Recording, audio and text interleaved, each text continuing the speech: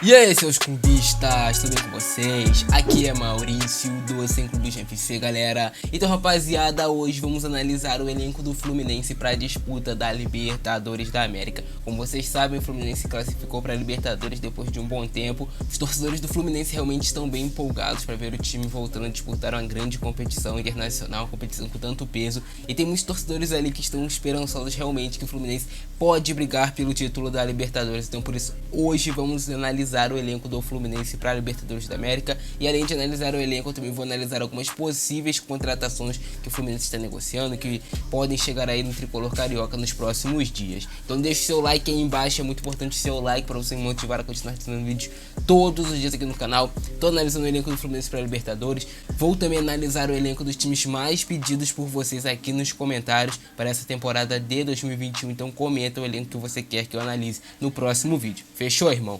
E agora sim, bora ver aí, será que esse time do Fluminense tem chances reais de ser campeão da Libertadores da América? Vou dar minha opinião aqui sem clubismo, minha opinião real, irmão. Bom, rapaziada, já estamos aqui no site oficial do Fluminense, onde tem os jogadores do elenco. Inclusive, né, pô, Fluminense, vamos aí atualizar o site. Tem alguns jogadores aqui que inclusive já saíram do Fluminense, mas que continuam como se estivessem no elenco. Mas, para começar essa análise, vamos falar sobre os goleiros do Fluminense. Temos aqui o Muriel, que é o goleiro reserva atualmente, e o Marcos Felipe, que é o goleiro titular do Fluminense. Grande parte da torcida acha que o Marcos Felipe é um goleiro seguro para a competição, para a Libertadores. Claro, sempre vão ter alguns torcedores que vão divergir dessa opinião, mas a reta final de Campeonato Brasileiro que o Marcos Felipe fez realmente foi muito boa, salvou o Fluminense em vários jogos, fez diversas defesas difíceis. Claro, como todo goleiro, acaba falhando um jogo ou outro, mas não creio que o maior problema do Fluminense para essa Libertadores é o goleiro. O Marcos Felipe é um cara ali que não vai comprometer e que vai fazer algumas defesas importantes. E agora falando sobre a zaga do Fluminense, o Fluminense tem ali Matheus Ferraz, que é um zagueiro que, se eu não me engano, já vai para o seu terceiro ano com a camisa do Fluminense. É um cara que já sofreu com algumas lesões, já foi tido como o melhor zagueiro do Fluminense, mas atualmente é reserva, né? O Matheus Ferraz não é um zagueiro titular, é um zagueiro que eu acho assim ok para compor elenco. É um cara lento, tem esse porém, é um jogador lento, mas é um jogador que é bom na bola aérea e consegue se posicionar bem. Nino é o zagueiro titular do Fluminense, que é formado dupla de zaga com o Lucas Claro. É um zagueiro bem interessante, tem passagens ali pelas seleções de base do Brasil. É um zagueiro que eu gosto da sua imposição física. É um cara ali que não perde divididas, é bom no jogo aéreo, ofensivamente, defensivamente. É um zagueiro que tem até um certo futuro ali no futebol. Eu gosto das atuações que teve o Nino na temporada passada, inclusive ali pelo Fluminense. Frazan é um zagueiro que, né, a gente sabe que, porra, velho, não é jogador de Libertadores da América. Com todo o respeito que eu tenho pelo Frazan, mas ele não é jogador de Libertadores da América. Luan, um zagueiro aí do Fluminense subindo das categorias de base. É um jogador que a gente ainda não sabe como vai se sair nos profissionais, mas sempre que a gente vê um jogador subindo das categorias de base, ali nos seus primeiros anos, a gente torce pro cara ir bem, né, rapaziada? E o Lucas Claro, que pra mim foi o melhor zagueiro do último Campeonato Brasileiro e que forma uma dupla de zaga muito confiável com o Nino. Talvez o Fluminense tenha um problema quando um desses dois não estiver disponíveis, mas com os dois em campo, o Fluminense tem uma ótima dupla de zaga para essa Libertadores, sem sombra de dúvidas. É muito bom zagueiro Lucas Claro. Igor Julião, porra, não preciso nem comentar, né, cara? É um jogador que tem altos e baixos, tem mais baixos do que altos, é um jogador limitado tecnicamente, tá longe de ser unanimidade na torcida do Fluminense, mas fez um golaço nessa temporada, um gol inusitado, mas não vejo como jogador de Libertadores. Egídio, que deve ser o lateral esquerdo titular do Fluminense nessa temporada, já foi assim na reta final do último Campeonato Brasileiro, quando ele ganhou a vaga do Danilo Barcelos. Eu também acho o Egídio superior ao Danilo Barcelos. Danilo Barcelos definitivamente não é jogador de Libertadores, pra mim não era nem jogador para estar no Fluminense. Fez até alguns jogos ok, mas nada demais. Prefiro o Egídio. O problema de Egídio, né, cara, é a parte defensiva. Ofensivamente ele é um bom lateral, apoia bem, sobe bem, tem um bom cruzamento, tem isso como um forte, né, um cara que deu diversas assistências na temporada passada. Danilo Barcelos, prefiro nem comentar, pra mim não é jogador pro Fluminense. Calegari é um bom jogador, é um cara ali que pode fazer uma função de volante, mas se achou no Fluminense como lateral direito. Pra mim é um lateral direito titular. Não vou com essa de Samuel Xavier vai tomar a vaga do Calegari, seria uma puta injustiça, até porque o Calegari é um jogador seguro defensivamente e ofensivamente ajuda também o time. Samuel Xavier já é o contrário, é um jogador muito ofensivo, mas que deixa muitos espaços atrás. Então eu acho que o Calegari deve ser titular, já aproveitando até porque o Samuel Xavier não está aqui nessa atualização atualização de elenco do Fluminense, mas falando sobre ele, cara, é um jogador que pode ser um bom reserva. Ponto. Não chega para ser titular. Martinelli é um jogador que apareceu muito bem na reta final ali do Campeonato Brasileiro, uma grande promessa do Fluminense, fez os torcedores nem sentirem mais falta do Dodge. Então Martinelli, mano, tem que ser titular nessa Libertadores, não existe outra opção para o Fluminense.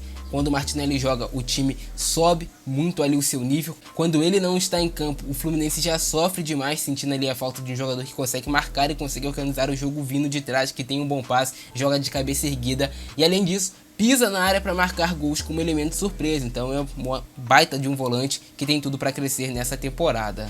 Agora falando sobre Yuri, cara, é um jogador limitado tecnicamente, mas que pode ser útil para o Fluminense ali entrar no final do jogo para fechar mais e tudo mais. Mas não vejo como jogador de Libertadores. O André também é um jogador que pode ser útil, não vejo nada assim demais no André, claro, um jogador que ainda está subindo das categorias de base. Porém, né, rapaziada, não é um jogador tipo um Martinelli, que você já consegue perceber que é diferenciado, é mais um jogador de marcação, mas ok ali para compor o setor de marcação do time. Miguel é um jogador que, porra, é muito pouco aproveitado nesse Fluminense, você fica até sem entender, um jogador que veio com tanto potencial, a torcida sempre gostou muito do Miguel, apoiou tanto ele, e ele tem poucas chances, é um moleque que também não acho que vai ser tão aproveitado assim na Libertadores.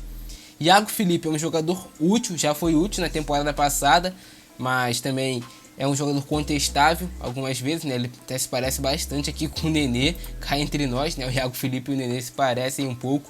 O Nenê é um jogador experiente, pode ser importante para o Fluminense, já foi importante na temporada passada e tem tudo para ser nessa também. Então é uma boa peça ali para compor o meio de campo do Fluminense. Paulo Henrique Ganso, ninguém sabe o que aconteceu com o Ganso, né? Ganso é um jogador extremamente lento, muito cadenciado. Não vejo com utilidade alguma para o Fluminense. Por mim, poderia negociar o Ganso fácil, cara.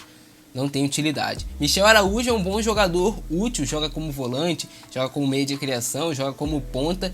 Jogador versátil que eu gosto bastante de ver jogando, cara. É bom jogador esse Michel Araújo. Marcos Paulo já não vai mais fazer parte do Fluminense. Fernando Pacheco, decepção total.